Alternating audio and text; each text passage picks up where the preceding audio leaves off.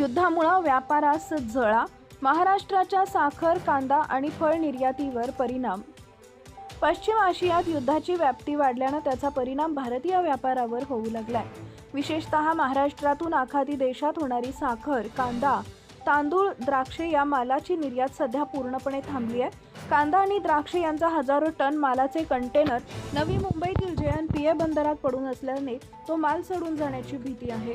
America आणि इस्रायलने इराणवर केलेल्या हल्ल्यानंतर पश्चिम आशियात युद्धजन्य परिस्थिती निर्माण झाली आहे. इराणकडून अमेरिकेची मित्र राष्ट्र असलेल्या अन्य आखाती देशांवर हल्ले केले जात असल्यानं या राष्ट्राची विमान तसेच जल वाहतूक थांबली आहे. हे युद्ध लांबण्याची चिन्ह असतानाच आत्तापासूनच भारतीय मालाला त्याच्यात झळा बसू लागले.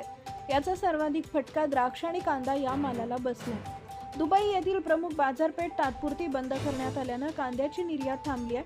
परिणामी जवाहरलाल नेहरू पोर्ट प्राधिकरण इथं 150हून अधिक कंटेनर अडकून पडले आहेत. रमजानच्या महिन्यात आखाती देशात मोठ्या प्रमाणात द्राक्ष, डाळिंब, केळी, ड्रॅगन फ्रूट, कलिंगडे निर्यात केली जातात.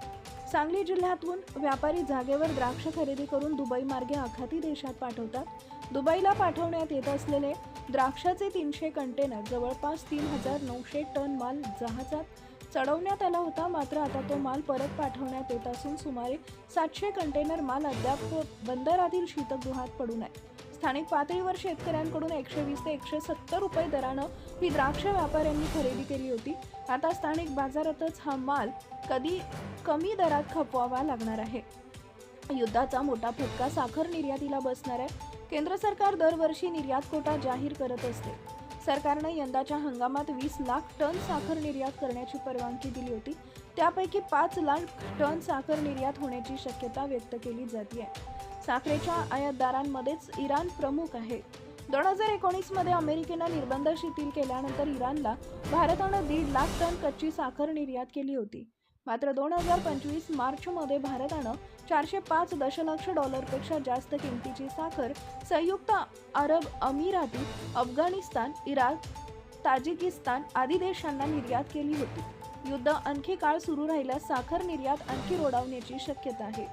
देशातून 2024 मध्ये $1.25 अब्ज किमतीचा बासमती तांदूळ, पशुखाद्य, कॉफी, चहा, फळे, औषधं इराणला निर्यात केली होती. त्यात बासमती तांदळाचं प्रमाण 60,000 टन सर्वाधिक होते. आता साखर आणि बासमती यांची निर्यात धोक्यात आल्यानं इराणसह आखाती देशात रमजानमध्ये शिरकुर्मा तयार करण्याची अडचण निर्माण होण्याची शक्यता आहे. सरकारकडून मंत्रिगटाची स्थापना. पश्चिम आशियातील घडामोडींवर लक्ष ठेवण्यासाठी सरकारनं मंत्रिगटाची स्थापना केल्याचं वाणिज्य मंत्री पियुष गोयल यांनी स्पष्ट केलंय. तणाव वाढल्यानं निर्यातदारांनी चिंता व्यक्त केली. त्या पार्श्वभूमीवर हा गट आयात निर्यात तसेच अन्य बाबींचा दैनंदिन आढावा घेईल असं गोयल यांनी नमूद केलं आहे.